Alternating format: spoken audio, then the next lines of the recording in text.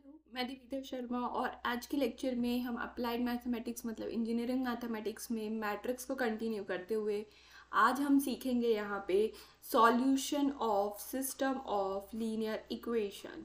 तो linear equation सबको पता है, एक ऐसी इक्वेशन जिसमें वेरिएबल्स की पावर क्या होती हैं या वेरिएबल की जो डिग्री होती है या इक्वेशन की डिग्री वो क्या होती है, एग्जैक्टली 1 होती है। तो लीनियर मतलब ही यहाँ पे क्या होता है, 1।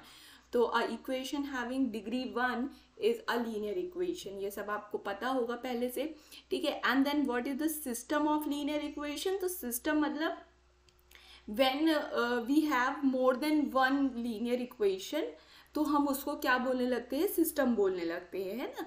तो जैसे कि ये 2x plus 3y is equal to में 1 है, यहाँ पे 3x plus y is equal to में 2 है।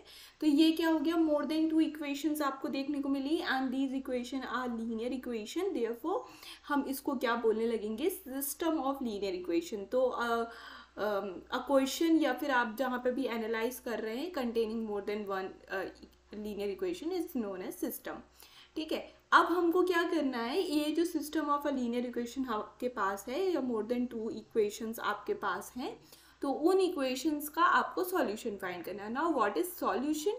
सॉल्यूशन मतलब finding the values of variable, ठीक है। तो X Y Z and so on जितने भी आपके पास वेरिएबल्स हैं इनकी वैल्यू को फाइंड करना ही क्या होता है, सॉल्यूशन होता है, ठीक है। एक ऐसी एक्स वाई जेड की वैल्यू हमको फाइंड करनी है जो ये पूरे सिस्टम ऑफ इक्वेशन में आप पुट करें तो ये सभी इक्वेशन को क्या करे, होल्ड करे, सेटिस्फाई करे। इस तरीके से आपको सॉल्यूशन फाइंड करना है, ठीक है। अब इसको फाइंड करने के लिए शायद आपने पहले भी कुछ मेथड्स 12th स्टैंडर्ड में यूज़ की होंगी। तो यहाँ A X is equal to B, इस वर्ड से आप फैमिलियर होंगे, ठीक है। तो आपको basically what is A X is equal to B, सबसे पहले आपको ये ही क्रिएट करना होता है, ये फॉर्मेट आपको यहाँ पे बनाना होता है। नाउ व्हाट इज ए। तो यहाँ पे ये जो ए होता है, ये ए होता है matrix of coefficient, matrix of coefficient of the equations। जितनी आपके पास इक्वेशंस हैं उन इक्वेशन की कोफिशिएंट का मैट्रिक्स जब आप बनाएंगे उस मैट्रिक्स का नाम क्या होता है, ए होता है। Now what is x. तो x जो आपका होता है, ये जो x है ये क्या होता है आपका column matrix, column matrix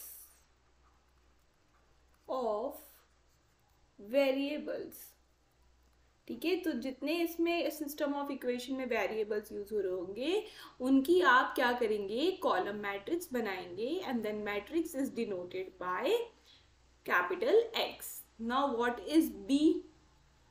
B क्या है आपका, ये तो ये भी क्या होता है, एक तरीके का कॉलम मैट्रिक्स होता है, column matrix of constants. Constants मतलब ऐसे यहाँ पे सिस्टम ऑफ इक्वेशन में ऐसे वैल्यूज जिनके मल्टीपल में कोई भी आपके पास क्या है, वेरिएबल नहीं है। जैसे कि ये 1 हो गया, ये 2 हो गया, ये क्या है, कांस्टेंट्स है। और वो भी किस फॉर्मेट में होने चाहिए, इक्वल टू के राइट हैंड साइड में ही होने चाहिए। तो उनकी कॉलम मैट्रिक्स को हम बी बोलते हैं। शायद ये जब भी आपने 12th में पढ़ा हुआ है तो आपको ये आता होगा, ठीक है। नाउ करना क्या होता है कि आपके पास यहाँ पे क्या दिया होगा, जैसे कि ये 2x प्लस वाई प्लस में z इक्वल टू में 1, x plus y plus z equal to में 2, है ना। यहाँ पे 3x प्लस 4y प्लस में 3z इज इक्वल टू में 1 एंड यहाँ पे आपको एक और इक्वेशन दे देते हैं हम, यहाँ पे x plus 2y plus z is equal to में 3। तो ये क्या है, एक तरीके का सिस्टम ऑफ लीनियर इक्वेशन है। सारी इक्वेशंस कैसी हैं, आपकी लीनियर इक्वेशन है, तो therefore it is known as system of linear equation, ठीक है, लीनियर इक्वेशन। अब ये लीनियर इक्वेशन बन गया, सिस्टम ऑफ लीनियर। अब हम यहाँ पे ए बी एक्स को क्रिएट करना सीख लेते हैं इसी वाली इसमें। नाउ व्हाट इज ए। अभी हमने देखा A is a matrix of coefficient, ठीक है। तो मैट्रिक्स ऑफ कोफिशिएंट बनाने के लिए हमको क्या करना होता है, तो यहाँ पे देखिए जो x के जो कोफिशिएंट है उनको एक कॉलम में रखना है, ठीक है। यहाँ पे हम क्या रखेंगे, x के कोफिशिएंट। तो यहाँ पे क्या है, 2 है, 1 है, 3 है, 1 है। इस तरीके से 4 इक्वेशन है, तो 4 रो बनेंगी हमारी। और ये चारों रो में जो पहला कॉलम है वो किसको रिप्रेजेंट कर रहा है, कोफिशिएंट ऑफ x को। Now the turn off coefficient of y। तो यहाँ पे जो y के कोफिशिएंट है इन चारों में, उसको हम क्या रखेंगे, सेकंड कॉलम में रखेंगे, ठीक है। तो वो क्या है, आपके पास 1 है, देन अगेन 1 है, 4 है एंड 2 है। फिर इसके बाद हम यहाँ पे क्या करेंगे, नेक्स्ट हम आ जाते हैं z के कोफिशिएंट पे, ठीक है। तो नेक्स्ट कॉलम में हम क्या रखने वाले हैं, z के coefficient. Now what are the z के कोफिशिएंट, 1 है सबसे पहले, फिर 1 है, फिर 3 है, फिर 1 है। तो ये जो बन के आई है ये हमारी कंप्लीट क्या हो गई, मैट्रिक्स हो गई, ठीक है। This is the complete matrix. अब ये जो कंप्लीट मैट्रिक्स है किस ऑर्डर की है, 4x3 ऑर्डर की है, ठीक है। तो जितने नंबर ऑफ वेरिएबल्स होंगे वो कॉलम्स में आएंगे, और जितने नंबर ऑफ आपके पास क्या होंगे, इक्वेशंस होंगी वो रोज में आएंगी। तो ये क्या है आपका नंबर ऑफ इक्वेशन, ठीक है। और यहाँ पे ये क्या होगा आपका नंबर ऑफ वेरिएबल्स। जितने नंबर ऑफ वेरिएबल्स होंगे उतनी आपके पास क्या आएंगी, कॉलम आएंगी, क्योंकि आप कॉलम वाइज वेरिएबल्स को अरेंज कर रहे हैं इसलिए, ठीक है। तो ये हो गया आपका A matrix, which is a matrix of coefficient of a system of equation, ठीक है। Now what is B matrix. अब बी मैट्रिक्स हम कहाँ समझ लें, यहाँ समझ लेते हैं इसका साइड में, एक्चुअली इसलिए क्योंकि फिर अगर हम नीचे चले जाएंगे तो ये इक्वेशंस नहीं दिखेंगी, ठीक है, इसलिए। तो अब हम यहाँ पे बी मैट्रिक्स समझ लेते हैं। नाउ बी मैट्रिक्स क्या थी, एक तरीके की कॉलम मैट्रिक्स थी ऑफ द कोफिशिएंट। तो now what are the coefficients, coefficient क्या है, ये आपके 1 है, 2 है, 1 है, 3 है। तो ये कोफिशिएंट है, इसकी ही मैट्रिक्स आपको यहाँ पे बनानी है। तो सिंपली क्या कीजिए, कॉलम मैट्रिक्स बनानी है तो आप यहाँ पे 1 2 1 3 इस तरीके से पुट कर दीजिए। ये किस ऑर्डर की बनेगी, आपको यहाँ पे 4x1, तो 1 तो फिक्स है बिकॉज ये हमेशा कॉलम मैट्रिक्स ही होगी, और 4 क्या हो जाएगा, यहाँ पे अगेन क्या हो जाएगा आपका नंबर ऑफ इक्वेशंस। तो जितनी इक्वेशन होंगी उतना ही यहाँ पे क्या आएगा, नंबर ऑफ रोज आ जाएगा। अब ये तो हो गया। अब now the last is X matrix. तो what is X matrix, X matrix again a column matrix of variables. तो यहाँ पे कौन से वेरिएबल यूज हो रहे हैं, एक्स वाई जेड, 3 ही वेरिएबल यूज हो रहे हैं। तो हम यहाँ पे 3 वेरिएबल्स इस तरीके से कॉलम मैट्रिक्स में रख देंगे। तो ये आपको किस तरीके से बनेगी, 3x1 का ये बन जाएगा। अब नाउ व्हाट इज 3, तो 3 आपका क्या है, नंबर ऑफ वेरिएबल्स, और 1 तो आपका फिक्स रहेगा क्योंकि कॉलम मैट्रिक्स है। तो नंबर ऑफ वेरिएबल्स का ये इस तरीके से बन के आपको दिखेगा। और इसको आप किस फॉर्मेट में अरेंज करेंगे, ax = b फॉर्मेट में अरेंज करेंगे। एंड देन अब इसकी वर्किंग रूल क्या होने वाली है वो समझ लेते हैं, है ना, जल्दी से। वर्किंग रूल, ठीक है, तो जल्दी से वर्किंग रूल समझ लेते हैं। इसमें सबसे पहले हमको क्या करना है, जो भी हमको सिस्टम ऑफ लीनियर इक्वेशन दिया है उसको ax = b फॉर्मेट में लिखना है। मतलब आपको यहाँ पे a मैट्रिक्स की वैल्यू लिखनी है, x मैट्रिक्स में जो आ रहा है उसकी वैल्यू लिखनी है, and then this b matrix की वैल्यू आपको लिखनी है, ठीक है। फिर इसके बाद आपको सेकेंड स्टेप में क्या करना है, आपको इस a मैट्रिक्स को रिड्यूस करना है। Reduce this a matrix, reduce a to echelon form. तो जो हमने एशलॉन फॉर्म स्टार्टिंग में पढ़ा था, टू फाइंड द रैंक, उसी एशलॉन फॉर्म तक हमको क्या करना है, इसको रिड्यूस करना है, ठीक है। अब एशलॉन फॉर्म के लिए आप, मैं लिंक में डाल दूंगी वो वाले लेक्चर को, तो आप उसकी लिंक में जाके, आई बटन में डाल दूंगी तो उसकी लिंक में जाके आप उस लेक्चर को देख सकते हैं। तो आपको यहाँ पे बेसिकली ए मैट्रिक्स को रिड्यूस करना है बाय अप्लाइंग रो ट्रांसफॉर्मेशन, ठीक है। 2 टाइप के एशलॉन फॉर्म होते हैं, रो होता है और कॉलम होता है। हमने रो सीखा है तो हम रो ट्रांसफॉर्मेशन लगा के क्या करेंगे, कन्वर्ट कर लेंगे, रिड्यूस कर लेंगे matrix to a echelon form. अब जब आप यहाँ पे जो भी आप ये रो ट्रांसफॉर्मेशन आप अप्लाई करेंगे जिससे कि आप एशलॉन फॉर्म में इसको कन्वर्ट करेंगे, रिड्यूस करेंगे, वही सेम आपको किस पे लगाना है, इस बी मैट्रिक्स में भी सेम ऑपरेशन लगाना है, ठीक है। फिर रिड्यूस करने के बाद जब आप रिड्यूस करेंगे तो रिड्यूस्ड एशलॉन फॉर्म किस फॉर्मेट का दिखता है, कुछ समथिंग यहाँ पे नॉन जीरो मिलेगा, फिर ऐसे कुछ स्टेयरकेस टाइप का आपको देखने को मिलेगा, ठीक है। और यहाँ पे जितने नीचे एलिमेंट्स होंगे वो कैसे हो जाएंगे, आपके जीरो एलिमेंट्स हो जाएंगे। तो this is the final reduce echelon form. इसमें यहाँ पे आप एक्स मैट्रिक्स को लिखेंगे, फिर यहाँ पे जो रिड्यूस्ड बी मैट्रिक्स है, मतलब जो यहाँ पे अप्लाई करने के बाद जो लास्ट रिड्यूस्ड बी मैट्रिक्स है, उस मैट्रिक्स को मैं यहाँ पे बी डैश से इसको डिनोट कर रही हूँ, तो उस मैट्रिक्स को आप लिखेंगे और सिंपली क्या करेंगे, आप यहाँ पे मल्टीप्लाई करेंगे and then X Y Z की वैल्यू निकाल लेंगे। तो बाकी चीजें हम क्वेश्चन के साथ करते हैं तो हमको ज्यादा समझ में आ जाएगा, ठीक है। नाउ द क्वेश्चन इज, ये दिया है आपको, इसको सॉल्व करना है। तो सबसे पहले हमको क्या करना है, A X is equal to B format में लिखना है। तो ए क्या है हमारा, 1 है, 2 है, 2 है, फिर 2 है, 1 है, 3 है, एंड देन 3 है, 2 है, 1 है। तो ये आपका ए मैट्रिक्स हो गया। नाउ द एक्स मैट्रिक्स में हम क्या यूज कर रहे हैं, एक्स वाई जेड का यूज कर रहे हैं। तो हमने एक्स वाई जेड लिख लिया। आपके क्वेश्चन में x1 x2 x3 है तो आप x1 x2 x3 ही लिखेंगे, एक्स वाई जेड नहीं लिखेंगे। एंड द बी मैट्रिक्स हमने क्रिएट कर ली विच इज ऑफ कांस्टेंट का कॉलम मैट्रिक्स, ठीक है। तो यहाँ तक का ये हो गया हमारा। नाउ फर्दर हम आगे क्या करेंगे, अब हमको क्या करना है, इसको हम इस फॉर्मेट में लिख लेते हैं, ए ऑग्यूमेंटेड बी फॉर्मेट में लिख लेते हैं। अब कुछ बुक्स में ए ऑग्यूमेंटेड बी फॉर्मेट में नहीं दिया होता है, डायरेक्टली इसको अप्लाई कर देते हैं, बट हम यहाँ पे ए ऑग्यूमेंटेड बी कर लेते हैं। Now what is A augmented B, सबसे पहले आपको यहाँ पे क्या करना है, ए मैट्रिक्स लिखनी है, फिर उसके बाद जैसे हमने यहाँ पे ए मैट्रिक्स लिख ली, इसके बाद हम यहाँ पे बाइफर्केशन देंगे क्योंकि यहाँ कोलन का यूज हो रहा है, तो हमें बाइफर्केशन देंगे एंड देन उसके बाद जो बी मैट्रिक्स है उसको एज इट इज यहाँ पे कॉपी कर देंगे क्योंकि उसके बाद बाइफर्केशन के बाद हमको क्या लिखना है, बी मैट्रिक्स लिखना है, तो हमने वो लिख ली।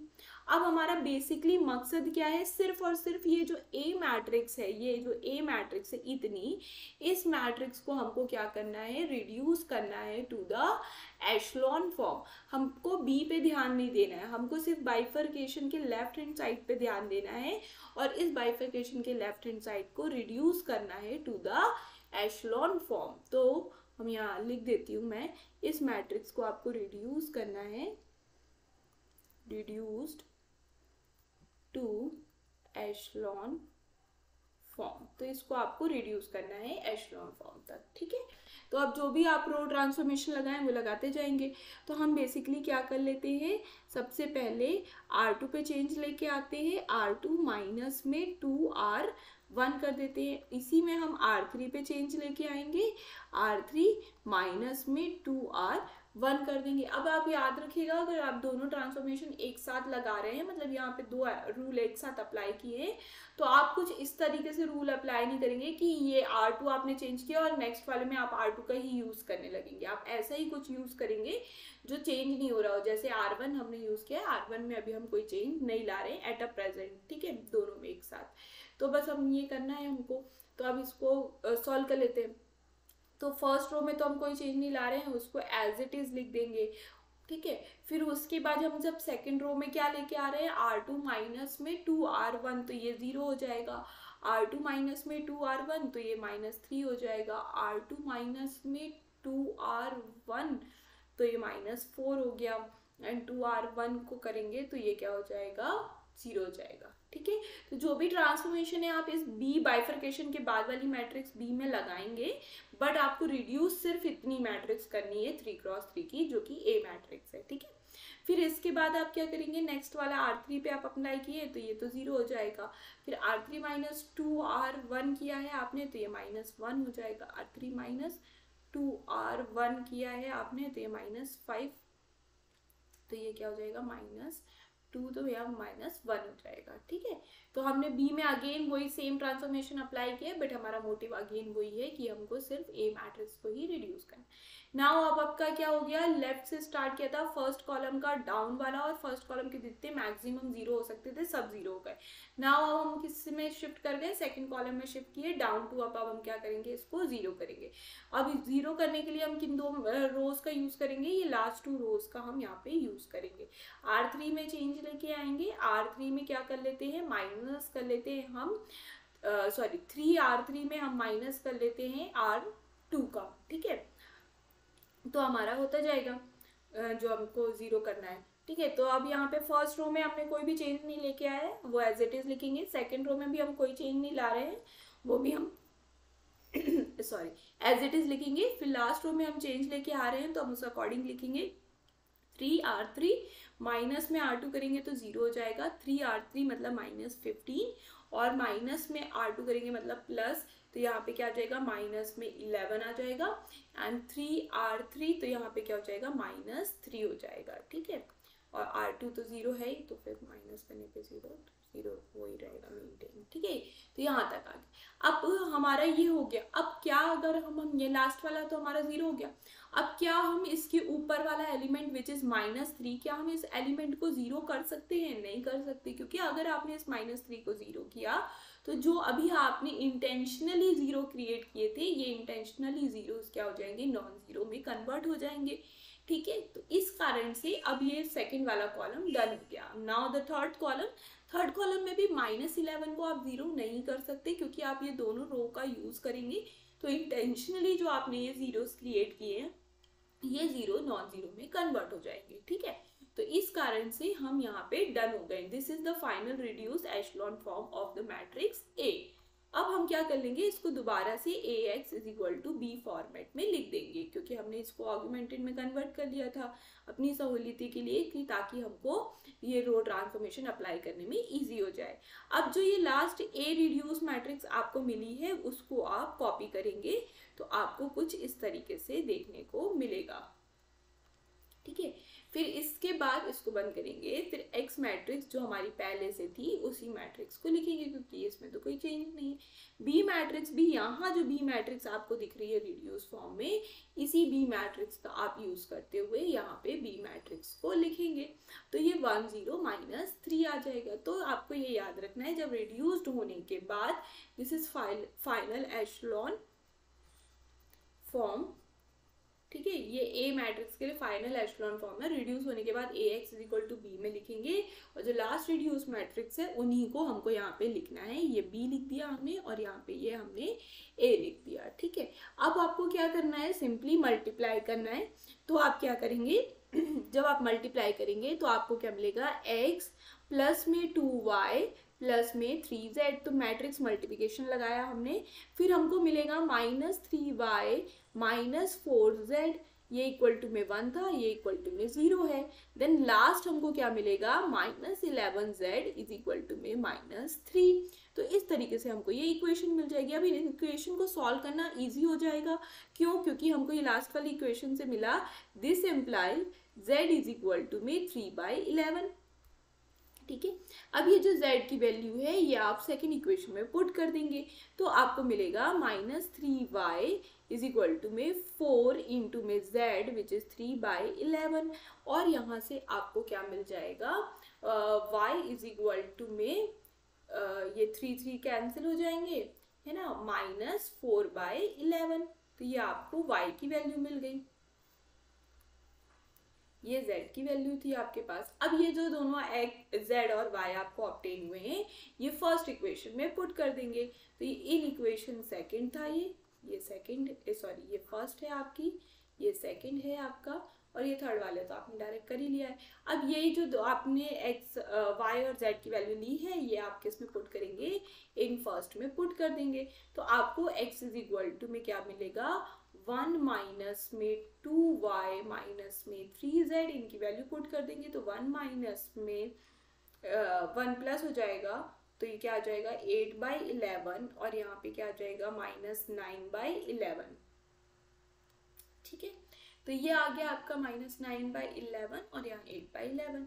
ये करेंगे, इनका प्लस कर लेते हैं, तो ये क्या आ जाएगा 11 + 8 माइनस में 9 डिवाइडेड बाय 11। सॉल्व करेंगे तो क्या आ जाएगा आपका यहाँ पे माइनस 9 इज इक्वल टू 10/11। तो ये आपकी x की वैल्यू हो गई। तो ये तीनों x y z की वैल्यू आपने निकाली, मतलब आपने सॉल्व।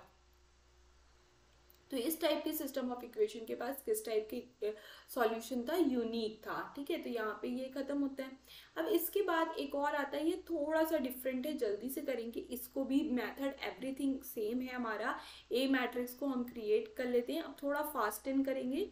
बस लास्ट में जो यहाँ पे आंसर आने वाला है वो कुछ डिफरेंट है और थोड़ा ज़्यादा ही डिफरेंट है, इसलिए मैं आपको यहाँ पे एक्सप्लेन कर रही हूँ। ये ए मैट्रिक्स हो गई, ये बी मैट्रिक्स हो गई। ठीक है, फिर यहाँ पे ये 2 1 1 है, 2 1 1। ठीक है, ये आपकी बी मैट्रिक्स हो गई। और ये जो एक्स मैट्रिक्स थी ये तो आपकी यही रहेगी, क्योंकि आप X Y Z variable use कर रहे हैं। तो ये आपका 3 हो गया। अब आप सिंपली क्या कर लीजिए, इसमें आप ऑगुमेंटेड मैट्रिक्स बनाएंगे। तो A augmented B is equal to में क्या आ जाएगा आपका 1 2 1 2 3 1 1 1 0 और यहाँ आ जाएगा 2 1 1। ठीक है, तो ये एक ए ऑगुमेंटेड बी मैट्रिक्स आपने बना ली। रिडक्शन लगाना चाहेंगे अपन, तो अपन क्या करते हैं, R2 में चेंज लेके आते हैं। R2 माइनस में क्या आ जाएगा आपका 2R1 आ जाएगा, एंड R3 में भी यही चेंज ले आते हैं। हम क्या करते हैं, R3 माइनस में R1 कर लेते हैं। ठीक है, फिर इसके बाद हम अप्लाई करेंगे इसको। तो अप्लाई करते वक्त हम क्या कर रहे हैं, यहाँ पे फर्स्ट रो में कोई चेंज नहीं है, फर्स्ट रो को एज इट इज लिखेंगे। सेकंड रो में 2R1 से माइनस करना है, तो ये 0 हो जाएगा। 2R1 से माइनस करेंगे -1 हो जाएगा। 2R1 से माइनस करेंगे अगेन -1 हो जाएगा। 2R1 से माइनस करेंगे, दिस बिकम -4 और इसको प्लस कर देंगे 1 से, तो -3 आ जाएगा। ठीक है ना। और यहाँ पे थर्ड वाली रो में हम क्या कर रहे हैं, R1 से माइनस कर रहे हैं, अगेन ये -1 होगा। R1 से माइनस करेंगे -1 होगा, R1 से माइनस करेंगे तो ये अगेन -1 होगा। तो ये आपको ऑब्टेन्ड मैट्रिक्स मिल गई। ठीक है, अभी ये फर्दर रिड्यूस होगी कि नहीं होगी ये और चेक कर लेते हैं।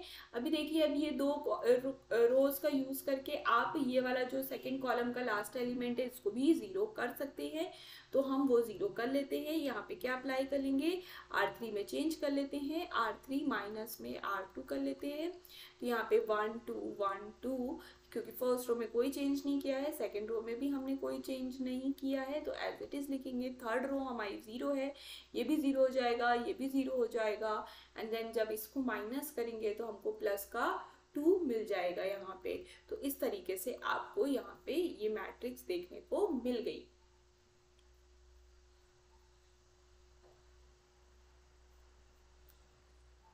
ठीक है,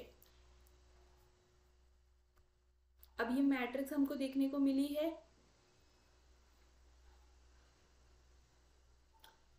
ओके, ठीक है, अब ये मैट्रिक्स हमको देखने को मिल गई है। अब इस मैट्रिक्स में हो क्या रहा है ना। अब जब हम इसको AX is equal to B format में रखेंगे तो हमको यहाँ पे कोई भी सॉल्यूशन देखने को नहीं मिलेगा। क्यों नहीं मिलेगा, देखते हैं, समझते हैं हम। यहाँ पे 1 2 1 0 -1 -1 0 0 0 और यहाँ पे आपको क्या देखने को मिल गया है, यहाँ पे x y z और यहाँ पे b क्या है आपका 2 -3 2। तो ये आपका AX is equal to B format बन गया। तो हम इसको मल्टीप्लाई कर लेंगे, हमको मिलेगा x प्लस 2y प्लस में z इज इक्वल टू में 2। फिर हमको मिलेगा यहाँ पे -x minus y is equal to में -3 and you will get 0x plus 0y plus 0z is equal to में 2। तो अब हम यहाँ पे लास्ट इक्वेशन से स्टार्ट करते हैं, विच इज दिस वन। इससे स्टार्ट करते हैं। तो यहाँ पे क्या हो रहा है, क्योंकि सिंस सब कुछ 0 से मल्टीप्लाई है तो आपको अल्टीमेटली मिल क्या रहा है, 0 is equal to 2, which is not possible. ठीक है, या अगर आप इस तरीके से लिख देते हैं 0 is equal to 2 is a contradiction, एक दूसरे का विरोध कर रहा है। कभी ऐसा हुआ है कि 0 2 के बराबर है, नहीं होता है। देयरफॉर हमारे पास क्या है, therefore system of equation has no solution। आपने पहले भी सुना होगा कि जरूरी नहीं है कि किसी लीनियर इक्वेशन के पास या दो इक्वेशंस है उनके पास क्या होंगे, मतलब सॉल्यूशन एग्जिस्ट करेगा ही करेगा, ऐसा जरूरी नहीं है। ठीक है, सॉल्यूशन बेसिकली कब एग्जिस्ट करता है, अगर हम सिर्फ 2D पे बात करते हैं या हमारे पास नंबर ऑफ इक्वेशंस कैसी हैं, दो हैं, तो वो तभी करता है या तो वो किसी पॉइंट पे इंटरसेक्ट करे एंड दैट पॉइंट जो भी वैल्यू होगी एक्स वाई की वो क्या हो जाती है, आपकी सॉल्यूशन बन के आ जाती है। तो जितनी पॉइंट में वो इंटरसेक्ट करता है उतनी बार वो क्या दे देता है, सॉल्यूशन दे देता है। ठीक है, बट जरूरी नहीं है कि हर इक्वेशन एक दूसरे से मतलब इंटरसेक्ट करे ही करे, तो कभी वो सॉल्यूशन दे भी सकता है और कभी वो सॉल्यूशन नहीं भी दे सकता है। तो इस पर्टिकुलर केस में यहाँ पे नो सॉल्यूशन बना है। हम आने वाले लेक्चर में सीखेंगे कि कैसे बिना इतनी मेहनत किए, थोड़ा सा कम मेहनत किए, एक दो स्टेप कम मेहनत किए भी हम आइडेंटिफाई कर सकते हैं कि इक्वेशन के पास सॉल्यूशन है या नहीं है तो किस टाइप का है। तो फिलहाल यहाँ पे नो सॉल्यूशन है, अब सॉल्यूशन नहीं है तो एक्स वाई जेड की आप वैल्यू फाइंड नहीं कर सकते, तो यहाँ पे ही खत्म हो जाता है। नाउ द लास्ट क्वेश्चन, इसमें हम कुछ एक नई चीज और समझने वाले हैं, यहाँ पे जल्दी से इसको भी कवर कर लेते हैं। Now the matrix A is equal to में 1 2 0, ठीक है, फिर यहाँ पे 0 1 1 एंड देन -1 -1 1, तो ये बेसिकली आपकी A मैट्रिक्स हो गई। ठीक है, B मैट्रिक्स की अगर हम बात करें तो 1 2 1 है हमारे पास, एंड X मैट्रिक्स की अगर हम बात करें तो सेम हमने X Y Z variable use किए हैं, तो X मैट्रिक्स रिमेन सेम। ठीक है, अब इसके बाद हम क्या करेंगे, फाइनली हम क्या करेंगे, ऑग्यूमेंटेड मैट्रिक्स बना लेंगे। यहाँ पे ऑग्यूमेंटेड मैट्रिक्स जैसे ही हमने बनाई हमको दिखेगा 1 2 0 0 1 1 -1 -1 1 एंड देन बाइफर्केशन के बाद 1 2 1, तो ये आपकी A ऑग्यूमेंटेड B मैट्रिक्स बन गई। सेम प्रोसेस है, हमको इसको रिड्यूस करना है टू द एशेलॉन फॉर्म। ठीक है, अब हम क्या करेंगे, यहाँ R3 में चेंज लेके आते हैं, R3 में क्या कर लेते हैं, प्लस कर लेते हैं R1 को।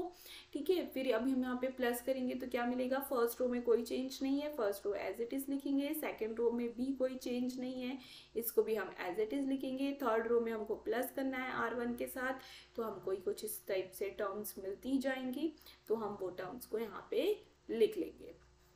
ठीक है, फिर देन इसके बाद ये फर्स्ट कॉलम हमारा डन हो गया, इतने ही हम मैक्सिमम 0 क्रिएट कर सकते थे। Now turn off second column में भी लास्ट वाले एलिमेंट को 0 करने की कोशिश करते हैं, तो हमको यहाँ पे क्या मिलेगा, हम किस वाली रोज का यूज करेंगे, इन दो रो का यूज करेंगे, R3 में चेंज लेके आएंगे, R3 माइनस में R2 करेंगे, 1 2 0 1 0 1 1 2 एंड देन यहाँ पे क्या मिलेगा आपको 0 0 0 0।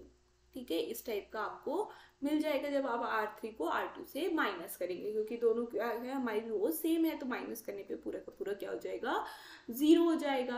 अब ये आपका लास्ट रिड्यूस्ड एशेलॉन फॉर्म हो गया, यहाँ पे डन हो गया।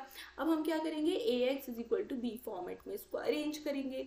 नाउ 1 2 0 0 1 1 0 0 0, फिर यहाँ पे आपको क्या लिखना है, X मैट्रिक्स लिखना है, तो X Y Z आपने X मैट्रिक्स लिख दी। फिर इसके बाद B मैट्रिक्स लिखना है, जो लास्ट रिड्यूस मैट्रिक्स से आ रही थी, तो वो हमने B मैट्रिक्स लिख ली 1 2 0। ठीक है, याद रखिएगा लास्ट रिड्यूस मैट्रिक्स ही लिखनी है, या ओरिजिनल मैट्रिक्स मत लिखिएगा। अब आप इसको फिर से मल्टीप्लाई करेंगे तो you will gate X plus में 2Y, Z वाला तो 0 हो जाएगा, इज इक्वल टू में 1। फिर देन इसके बाद आपको यहाँ पे क्या मिलेगा, Y प्लस में Z इज इक्वल टू में 2, एंड देन लास्ट में मिलेगा आपको 0x plus 0y plus 0z is equal to में 0। तो आप इसमें से किसी भी एक वेरिएबल को क्या कर सकते हैं, फ्री कर सकते हैं। ठीक है, फ्री करेंगे फिर बाकी सारे वेरिएबल उस पर ही डिपेंड करेंगे, तो हम यहाँ क्या कर लेते हैं, z को फ्री कर देते हैं, let z is equal to में k कांस्टेंट। अब ऐसा क्यों कर रहे हैं, क्योंकि यहाँ पे देखिए, क्योंकि ये जो थर्ड रो है, ये जो थर्ड आपने इक्वेशन लिखी है, इस इक्वेशन को आप ऑब्जर्व करिए, क्या लिखा हुआ है यहाँ, 0x plus 0y plus 0z। This implies आपने क्या लिखा है, 0 इज इक्वल टू में 0। तो अब चाहे आप x की वैल्यू कुछ भी रखें, चाहे आप y की वैल्यू कुछ भी रखें, चाहे आप z की वैल्यू कुछ भी रखें, मतलब 1 2 3 4 -1 -2 -3 1/2 1/3 1/4 कुछ भी रखेंगे आप, इन तीनों की वैल्यू ये इक्वेशन बाय डिफॉल्ट होल्ड होएगी। ठीक है, बट हम यहाँ पे तीनों की वैल्यू कुछ भी नहीं रख सकते क्योंकि हम रिस्ट्रिक्टेड हैं ये रिमेनिंग 2 इक्वेशन से। वो जो भी आप यहाँ पे वैल्यूज रख रहे हैं एक्स वाई जेड की जो थर्ड इक्वेशन को होल्ड कर रही है वो ये रिमेनिंग 2 इक्वेशंस को भी होल्ड करनी चाहिए, ठीक है, हमारा मोटिव ये है। तो इस कारण से सिर्फ और सिर्फ हम क्या कर रहे हैं, इस z की वैल्यू को k रख लेते हैं, बाकी एडजस्ट हो जाएंगी depending on the remaining 2 equation. तो हमने यहाँ पे z की वैल्यू k रख, आप चाहें तो x की वैल्यू k रख सकते हैं, आप चाहें y की वैल्यू k रख सकते हैं, चॉइस इज योर्स, ठीक है। हमने यहाँ क्या किया है, z की वैल्यू को k रख लिया है विच इज एनी कांस्टेंट, कोई भी कांस्टेंट हो सकता है, 1 2 3 4 कुछ भी, ठीक है। अब ये जो z की वैल्यू आपने ली है ये इन इक्वेशन नंबर, ये let's say this is equation number 1, let's say this is equation number 2, तो आप क्या करेंगे, वही बैक सब्स्टिट्यूशन से आप क्या करेंगे, इन इक्वेशन नंबर 2 में पुट करेंगे, है ना। तो आपको क्या मिलेगा, y is equal to 2 minus Z, जिस कारण से आपको मिलेगा 2 माइनस के। तो आपको y की वैल्यू क्या मिल गई, 2 माइनस के। तो ये एक y की वैल्यू हो गई which is depending on k की वैल्यू जो अज्यूम करोगे y की वैल्यू अकॉर्डिंगली चेंज होती जाएगी, ठीक है। फिर देन हम लास्ट में आ जाते हैं, इन इक्वेशन नंबर 1 में पुट करते हैं। Now what is our equation number 1, x plus 2y। तो हमको x की वैल्यू किस तरीके से मिलेगी, 1 माइनस 2y। अब आपका यहाँ पे 2y क्या होगा, यहाँ पे 1 माइनस 2 इंटू में 2 minus k which is 1 minus 4 plus में 2k which give you minus 3 plus में 2k। तो हम इसको लिख लेते हैं 2k प्लस में माइनस 3। तो यहाँ पे बेसिकली आपको x की वैल्यू मिल गई है 2k माइनस में 3।